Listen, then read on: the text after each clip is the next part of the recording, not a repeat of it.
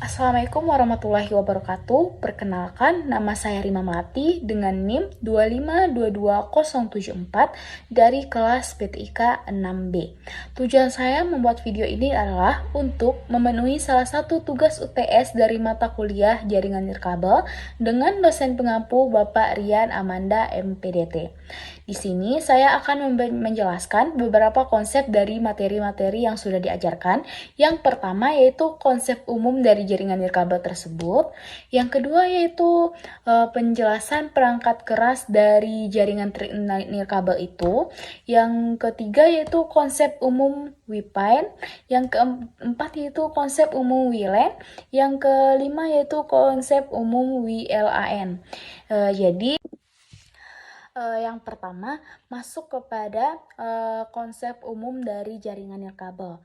Di sini kita dapat menarik definisi atau pengertian dari jaringan nirkabel itu sendiri adalah jaringan komunikasi yang tidak membutuhkan kabel. Jadi nirkabel berarti tidak membutuhkan kabel fisik untuk mentransmisikan jaringan di antara perangkat-perangkat yang terhubung. Sebagai gantinya, menggunakan gelombang elektromagnetik seperti gelombang radio untuk melakukan komunikasi data. Di sini jaringan nirkabel tersebut kita dapat menentukan tujuannya, yaitu tujuan dari jaringan nirkabel ini adalah untuk memberikan konektivitas yang lebih fleksibel tanpa terbatas oleh kabel tersebut. Hal ini memungkinkan kita untuk bergerak lebih bebas. Jadi tanpa kabel tersebut kita bisa membawa ponsel kita kemana saja dan jaringan tersebut akan tetap terhubung. Di sini memungkinkan pengguna untuk tetap terhubung di berbagai lokasi dalam area jangkauan dari jaringan tersebut. Kayak misalnya nih teman-teman, kan sekarang sudah tersedia wifi, paket data, jadi teman-teman tidak perlu lagi repot membawa kabel-kabel supaya perangkat teman-teman itu tetap terhubung ke jaringan. Di sini kita bisa menggunakan wifi dan data tersebut. Di sini dapat kita ambil juga manfaat dari jaringan nirkabel tersebut. Di sini saya tarik beberapa manfaatnya. Yang pertama saya lihat dari segi mobilitasnya. Dari segi mobilitas artinya yaitu pengguna bisa bergerak dan tetap terhubung ke jaringan tanpa khawatir kabel tersebut terputus atau terbatas oleh panjang kabel tersebut. Jadi seperti yang saya bilang tadi, kemanapun teman-teman berada, asal itu area jangkauan jaringan, perangkat teman-teman akan tetap terhubung. Yang kedua, kita ambil dari segi fleksibilitasnya. Dari segi fleksibilitas, instalasi lebih murah, terutama pada lokasi yang sulit dijangkau dengan kabel. Di sini kita dapat dilihat manfaatnya dari segi efisiensinya. Dari segi efisiensinya, kita bisa melihat manfaat dari jaringan nirkabel itu adalah memungkinkan penghematan ruang dan biaya yang biasanya dibutuhkan untuk pemasangan kabel jaringan tersebut. Setelah kita tahu definisi jaringan nirkabel, tahu tujuannya dan tahu manfaatnya, kita bisa dapat mengetahui jenis dari jaringan nirkabel tersebut. Jenis dari jaringan ini adalah yang pertama yaitu WPAN. WPAN itu artinya wireless personal area network. Artinya jaringan nirkabel untuk menghubungkan perangkat dalam jarak dekat, biasanya dalam radius 10 meter. Kira-kira kurang lebih 10 meter. Di sini contohnya tuh seperti perangkat Bluetooth pada ponsel atau headset.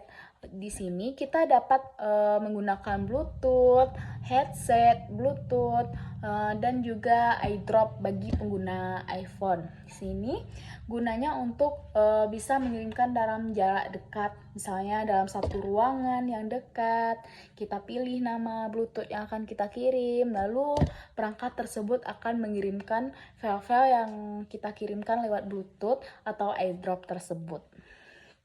Di sini jenis jaringan nirkabel yang kedua yaitu WLAN.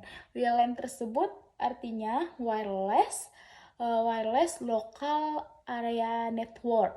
Artinya, jaringan nirkabel yang menghubungkan perangkat dalam lokal area seperti rumah, kantor, atau kampus. Contohnya nih, misalnya WiFi di rumah. Di sini kita bisa dapat terhubung dari jarak antara rumah kita sampai ke dua rumah berikutnya. Kalau udah jauh, jaringan tersebut juga tidak dapat dijangkau lagi. Jadi di area lokal saja. Yang ketiga, jenis jaringan tersebut yaitu wireless wide area network. Di sini artinya jaringan nirkabel untuk komunikasi menghubungkan perangkat dalam area lokal seperti jaringan 4G atau 3G yang digunakan oleh operator telekomunikasi. Contoh operator telekomunikasi itu adalah kartu perdana yang teman-teman pakai, misalnya Telkomsel, Indosat, Tri, Axis, XL, dan lain-lain. Di sini kita dapat juga mencontohkan jaringan nirkabel ini dalam kehidupan kita yang sehari-hari.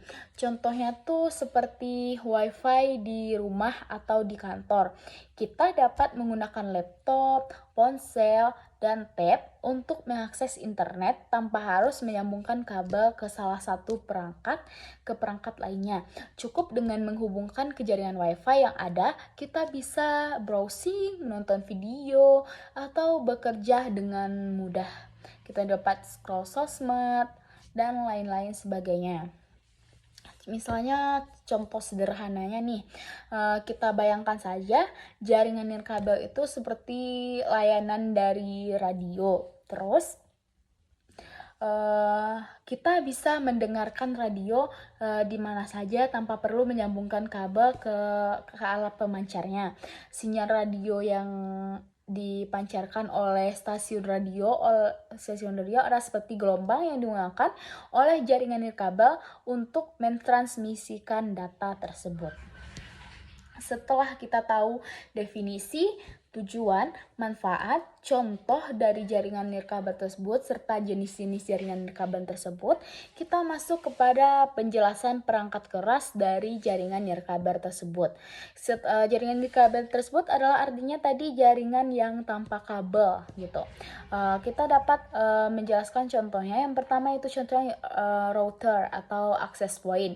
Teman-teman tahu nggak bentuk dari router atau access point tersebut?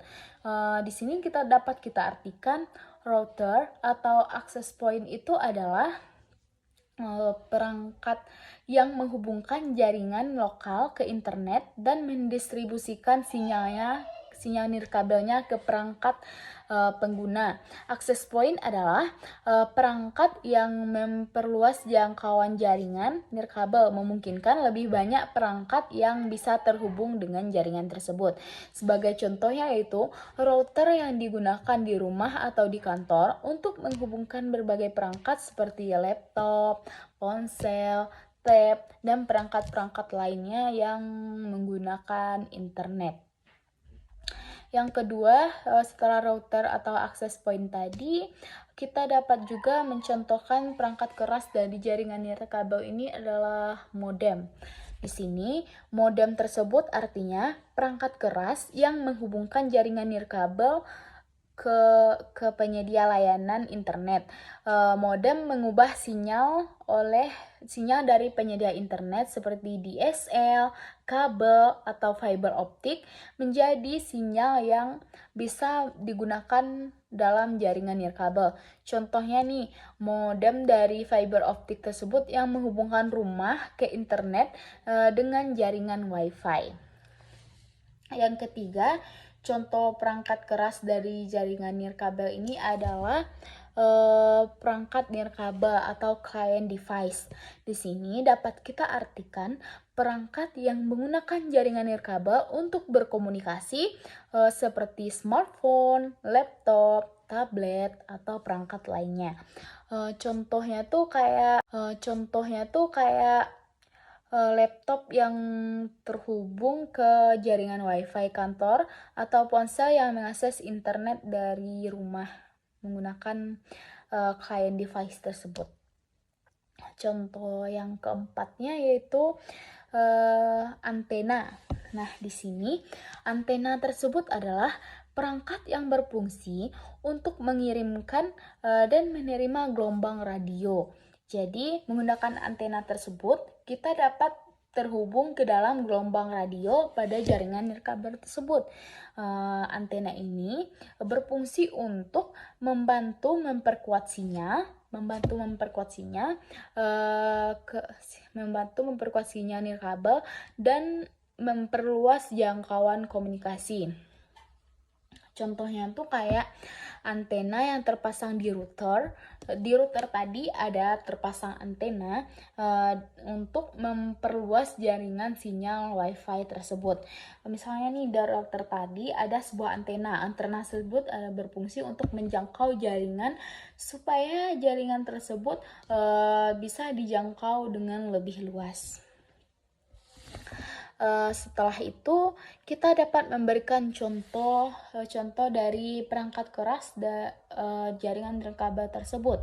Contoh yang pertama yaitu router atau access point. Di sini di rumah kita biasanya kita memiliki router WiFi kan, router WiFi yang ada di dinding gitu. Kita kan memiliki itu. Jadi, router ini seperti pintu. Router tadi kita ibaratkan seperti pintu gerbang untuk menghubungkan rumah kita dengan dunia luar atau internet tersebut. Jadi, access point ini biasanya digunakan biasanya di area yang lebih besar seperti kantor, sekolah, di kampus. Kampus kita ini menggunakan access point nih teman-teman, sehingga kita dapat menjangkau WiFi-nya dengan lebih luas. Misalnya dari gedung awal sampai gedung belakang SC juga tersedia WiFi yang bernama WiFi UIN Bukit Tinggi. Nah, modem tersebut juga kita dapat definisikan yaitu perangkat yang mengubah sinyal dari penyedia internet, misalnya kabel fiber optik tadi, menjadi sinyal yang bisa digunakan oleh router tersebut untuk menghubungkan ke perangkat internet. Jadi, itulah beberapa perangkat keras yang digunakan oleh jaringan nirkabel tersebut. Nah, setelah kita membahas tentang apa itu definisi atau konsep umum dari jaringan nirkabel tadi dan perangkat keras yang digunakan dari jaringan nirkabel tadi, kita dapat melanjutkan ke pembahasan selanjutnya, yaitu tentang konsep umum WPAN atau Wireless Personal Area Network. Di sini dapat kita definisikan WPAN itu adalah jenis jaringan nirkabel yang menghubungkan perangkat-perangkat dalam jarak yang sangat dekat. Kebiasaannya dalam radius kurang dari 10 meter tersebut.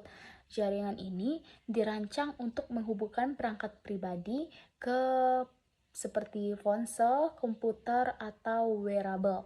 Di sini tujuan dari WPAN itu adalah untuk memungkinkan komunikasi antar perangkat pribadi dalam jarak dekat dengan menggunakan sedikit daya dan biaya yang rendah.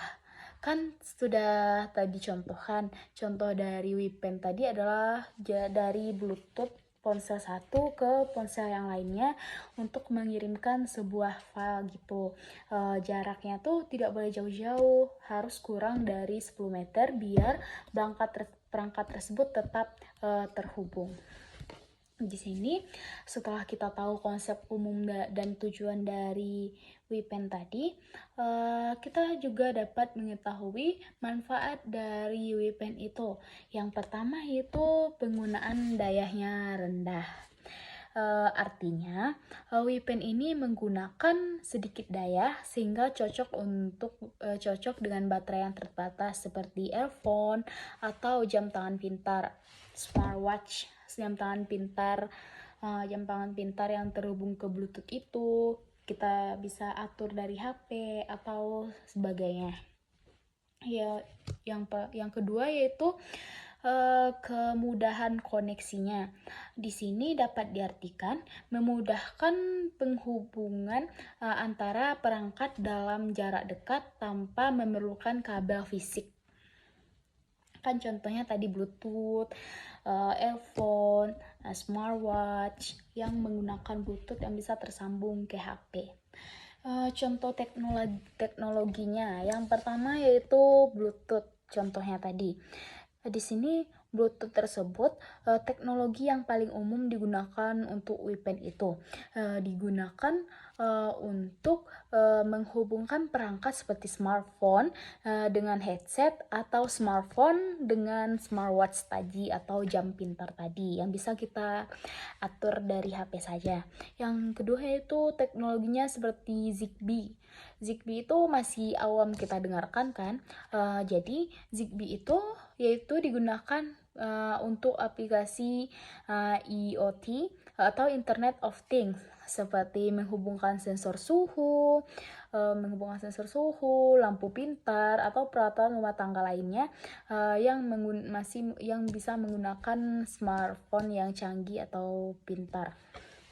Di sini seperti AC. AC bisa kita atur dengan smartphone saja, dan juga di rumah-rumah yang bagus di kota-kota sana sudah ada rumahnya yang menggunakan bisa kita bilang nyalakan lampunya nyala, matikan lampunya pun mati. Itulah contoh dari penggunaan WPN tersebut. Di sini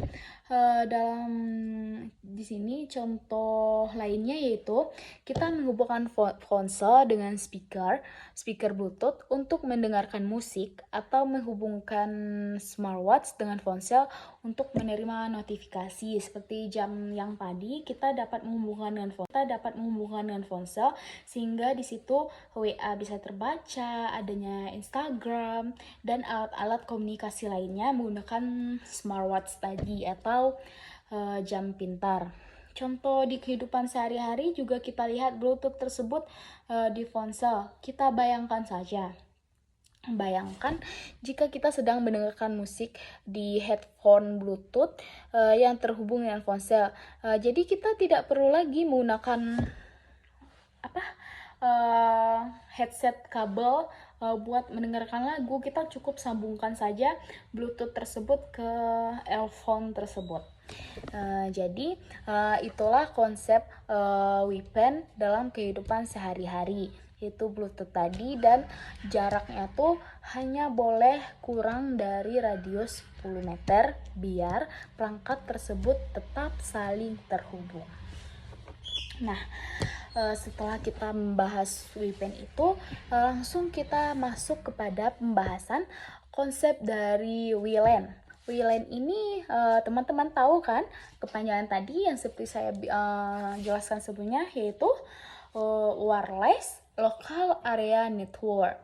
Di sini dapat kita definisikan WLAN itu adalah jaringan nirkabel yang menghubungkan perangkat dalam area lokal seperti rumah, kantor, sekolah, dan kampus, yang memungkinkan perangkat untuk berbagi akses internet atau sumber daya lainnya. Di sini kita juga dapat menarik tujuan dari definisi tadi, yaitu tujuan dari WLAN itu adalah, WLAN, Wireless Local Area Network itu adalah memberikan koneksi internet dan dari berbagai sumber daya dalam area lokal terbatas tanpa memerlukan kabel fisik. Nah, di sini kita juga dapat mengambil beberapa manfaat dari WLAN tersebut. Yang pertama yaitu dari segi fleksibilitas dan mobilitasnya. Nah, dapat kita ambil manfaatnya yaitu pengguna dapat terhubung ke jaringan tanpa dibatasi oleh kabel, memungkinkan pengguna perangkat bergerak dengan bebas di area jangkauan. Nah, WLAN ini sudah banyak tersebar di berbagai tempat, seperti kampus kita yang menggunakan WiFi. Jadi kita tidak perlu lagi menggunakan kabel untuk menyambungkan akses internet. Kita cukup memasukkan sandi WiFi-nya, maka kita dapat berselancar di dunia internet, scroll-scroll, mencari informasi, dan lain-lain.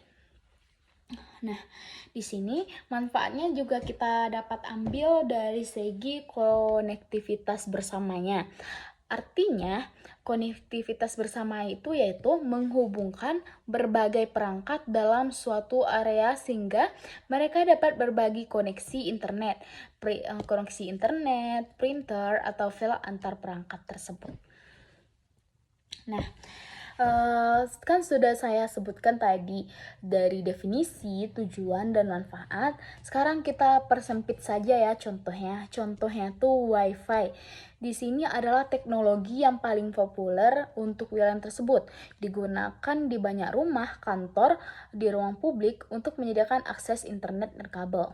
Nah, WiFi kan di sini di Bukit Tinggi ini sudah banyak tersebar dimanapun, di tempat makan, di tempat nge-gym, di wisata Jam Gadang ada WiFi kan, WiFi Grid Bukit Tinggi.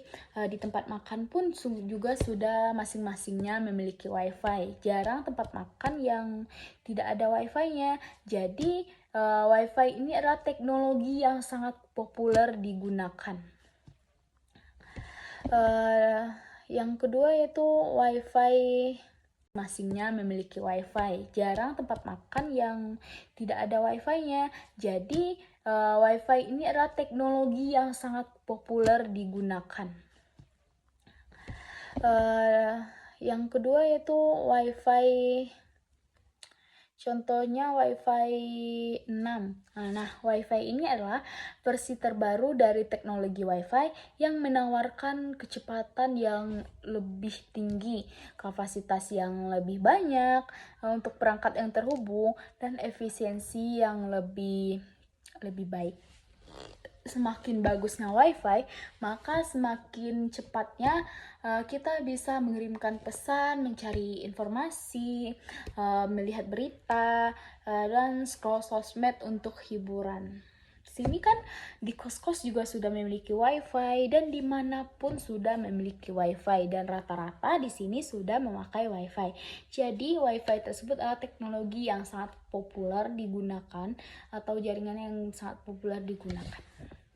Nah, setelah kita masuk kepada WLAN tadi, kita juga bisa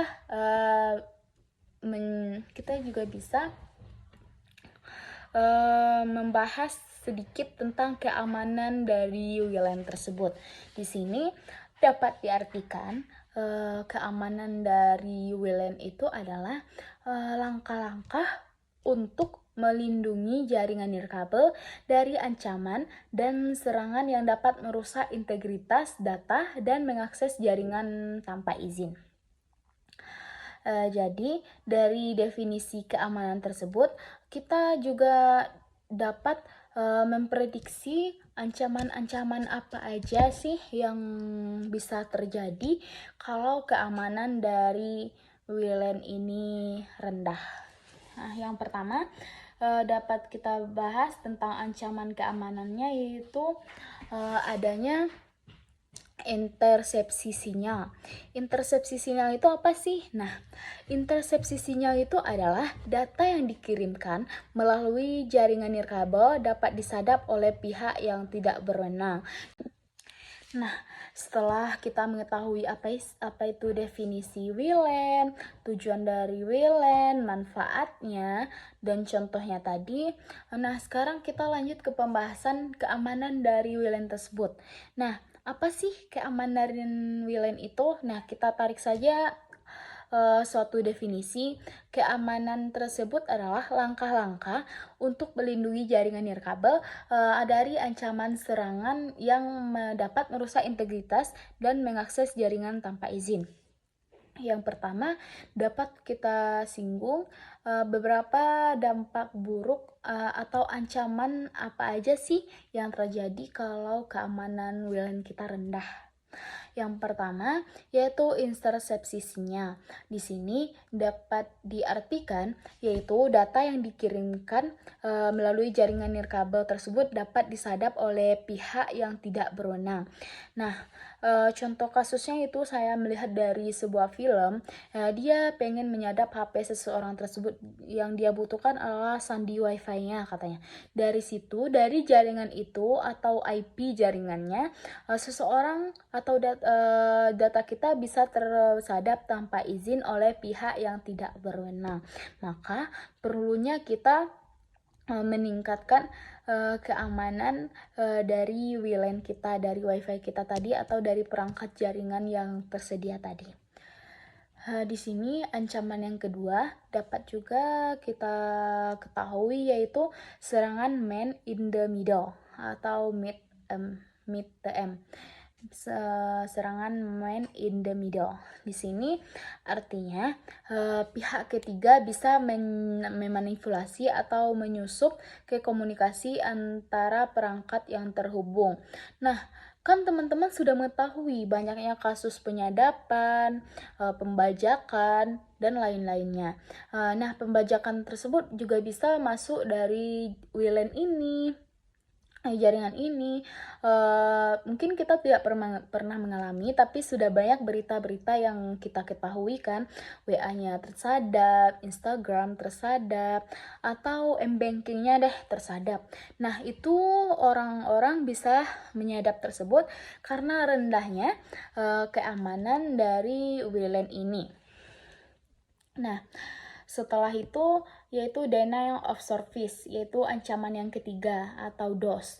Di sini dapat kita artikan serangan DOS ini adalah serangan yang bertujuan untuk membuat jaringan tidak dapat digunakan dan membanjiri jaringan dengan lalu lintas yang berlebihan. Nah, serangan DOS ini bisa membuat WiFi kita lelet atau kita tidak bisa lagi mengkoneksikan perangkat kita ke jaringan ini. Nah, maka diperlukannya keamanan biar terhindar dari serangan-serangan yang akan terjadi jika keamanan kita rendah. Di sini kita juga bisa menggunakan teknologi pembantu keamanan, yaitu contohnya yaitu WEP, yaitu Wired Equivalent Privacy, yaitu artinya Sistem enskripsi pertama untuk WLAN, namun kini sudah tidak aman karena mudah diretas. Nah, ini masih kurang aman dalam penjagaan WLAN kita. Masuk kepada contoh keamanan yang kedua, WPA atau Wi-Fi Protected Access. Nah, dapat diartikan Wi-Fi Protected Access ini yaitu pengganti WEP dengan sistem enskripsi yang lebih kuat gitu, lebih kuat dari yang sebelumnya, dari WEP tadi, lebih kuat dan digunakan untuk meningkatkan keamanan dari jaringan WiFi tadi. Nah, dengan menggunakan WPA ini kita bisa mencegah serangan-serangan yang akan terjadi. Dengan WPA ini kita menggunakannya bisa memperlambat serangan atau mencegah serangan tersebut. Jadi kita juga harus mewanti-wanti hal tersebut terjadi. Teknologi yang ketiga yaitu WPA2.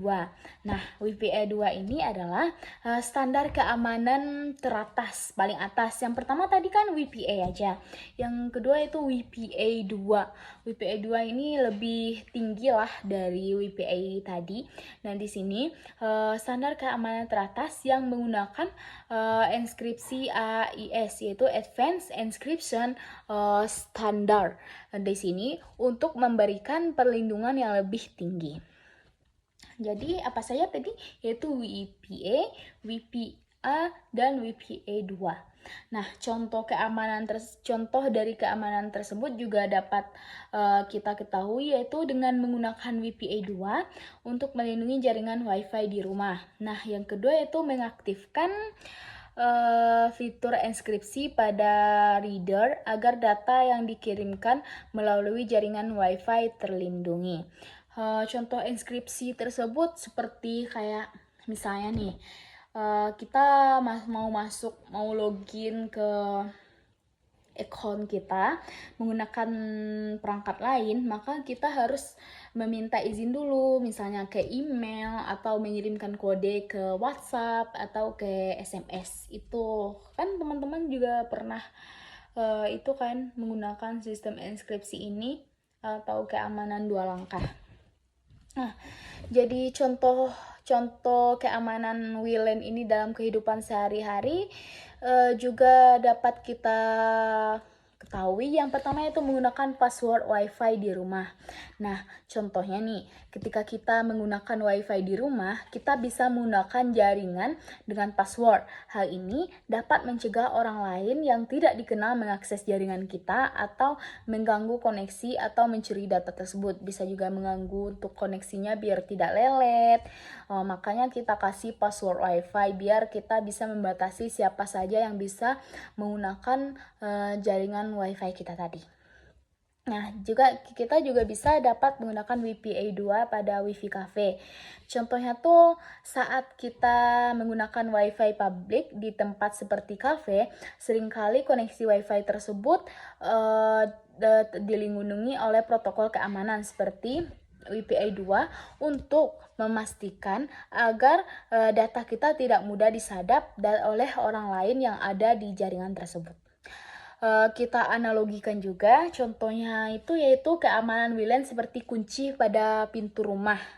Nah, contoh sederhananya yaitu kunci pada pintu rumah yang tanpa kunci siapapun bisa masuk ke dalam rumah itu.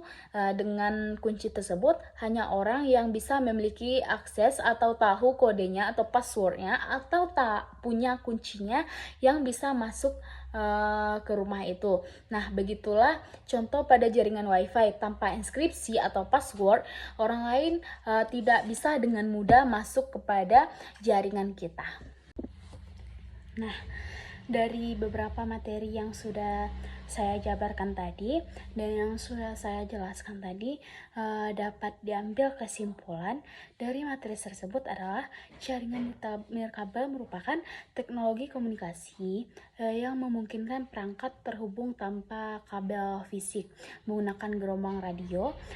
Perangkat keras utama dalam jaringan tersebut meliputi access point, wireless, router, atau antena yang masing-masing berperan penting dalam membangun dan mengelola konektivitas dari jaringan tersebut. Nah, WPAN tersebut adalah Wireless Personal Area Network, adalah jaringan yang digunakan untuk nirkabel berskala kecil yang digunakan untuk komunikasi antar perangkat dalam jarak dekat seperti Bluetooth. Sedangkan WLAN yaitu Wireless Local Area Network mencakup area yang lebih luas seperti gedung atau kampus yang umumnya menggunakan standar Wi-Fi. Keamanan dalam jaringan WLAN itu adalah sangat krusial untuk melindungi data dan mencegah akses yang tidak sah. Langkah-langkah keamanan mencakup enkripsi, autentikasi pengguna, firewall, serta mengelola akses menggunakan MAC, filtering, dan SSD hiding. Secara keseluruhannya, jaringan nirkabel tersebut adalah menawarkan fleksibilitas dan mobilitas yang tinggi, namun menuntut perhatian khusus terhadap aspek keamanan dan pemilihan perangkat yang sesuai. Sekian penjelasan dari materi dari saya. Saya Rima Melati mengucapkan Assalamualaikum warahmatullahi wabarakatuh. Terima kasih, Pak.